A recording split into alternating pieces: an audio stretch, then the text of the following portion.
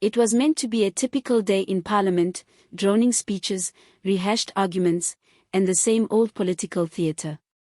MPs shuffled papers, aides huddled in corners, and the chamber ground on at its characteristic sluggish pace. And then, suddenly, everything stopped.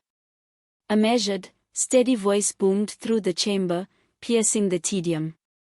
Helen Zille, longtime politician and one of South Africa's most experienced firecrackers, stood to speak.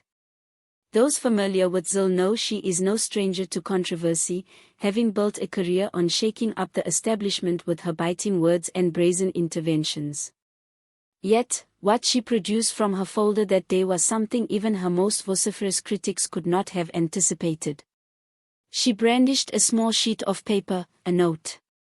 It appeared tattered, subtly creased, as if it had been passed through many hands and carried with it an unmistakable sense of threat. This was not the sort of note one brandished carelessly, it was the kind of note that could turn everything on its head. Her tone, firm but sharp, filled the room. "What I have in my hand here," she began, "is a reproduction of a secret letter, one that supposedly connects the President of our Republic, Sir Ramaphosa, to a co-financing pipeline never revealed to the public or even to Parliament." The impact was instant: silence. Not the kind of silence that simply drops, but the kind that crashes. It was as though the air had been sucked out of the room. Eyes widened as Zille started to read. Laptops snapped shut, coffee cups froze midair. Some ANC members sat forward, visibly shaken. One mouthed a nervous question to another, disturbed by what was unfolding. For a party known for its discipline, its aplomb, and its mastery of the House, the response was unervingly sinister. The writing on the note was short, only a few words, but the words had the force of an earthquake. The note purportedly outlined an offshore meeting between Ramaphosa's personal aides and a European intelligence official. The message suggested clandestine international deals, backroom campaign donations, and, here was the zinger, world media manipulation prior to the previous election. Zille herself did not level a direct charge. She was careful, almost refined in her phrasing. She made it clear she was simply reading what had been placed before her. But her tone, her measured cadence, and the chilling silence in the chamber spoke volumes. It was less about the words themselves and more about the palpable shift in mood. Everyone in that chamber recognized the seriousness of what had just been thrust into the public sphere. The question now plaguing South Africa's political class was straightforward: who leaked the note, and why now? Opposition sources claimed the note had been circulating for weeks, if not months, before it landed in Zille's hands. Some believed it was the work of a disillusioned ANC insider who could no longer stomach the corruption. Others suspected it originated overseas, perhaps from an intelligence ally who had decided the time had come to expose the administration's covert dealings. And if that was the case, why Helen Zille? Was this a strategic choice designed to make the revelation detonate with maximum political impact? Or was Zille simply the only one brave enough to stand in Parliament and read it aloud, risk be damned? Either way, the note had become a political grenade, and the pin had already been pulled. Hours after Zille's bombshell, the presidency reacted with fury. A strongly worded statement labeled the note manufactured nonsense and accused opposition parties of indulging in reckless propaganda.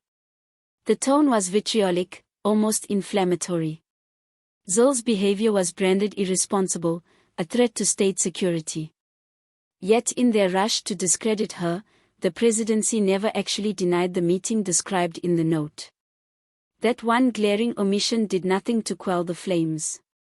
By the next morning, Parliament was alive with demands for a speedy investigation. The EFF, never one to miss a political moment, pounced. Julius Malema demanded full disclosure of Ramaphosa's campaign funding and threatened to move a motion of no confidence. The DA insisted on a closed-door review of the note by the Parliamentary Intelligence Committee.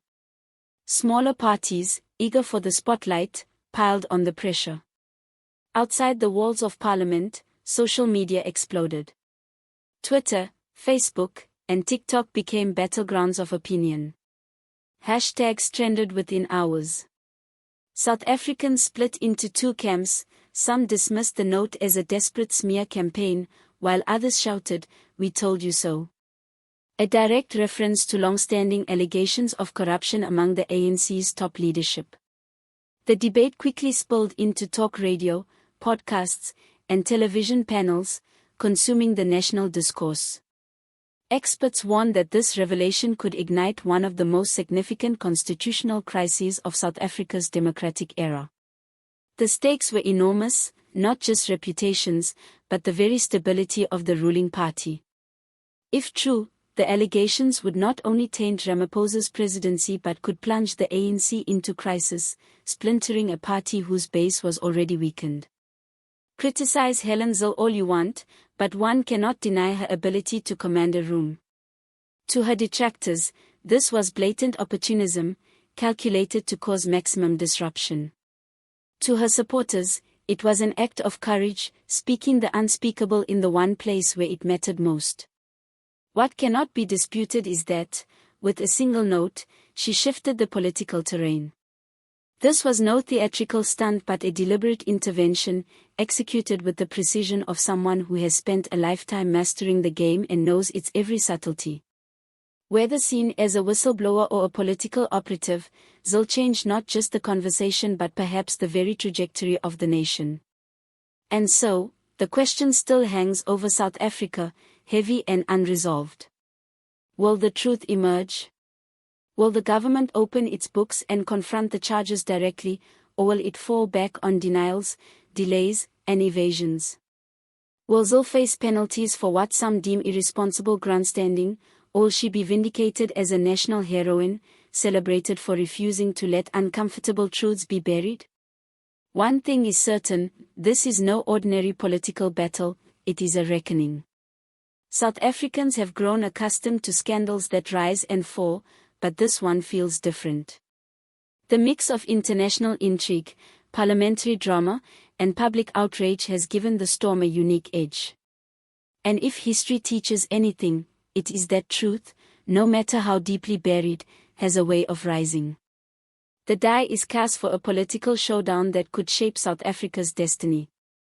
Ramaphosa's presidency teeters in the balance, the ANC's credibility is on the line, and the nation is watching intently, demanding answers.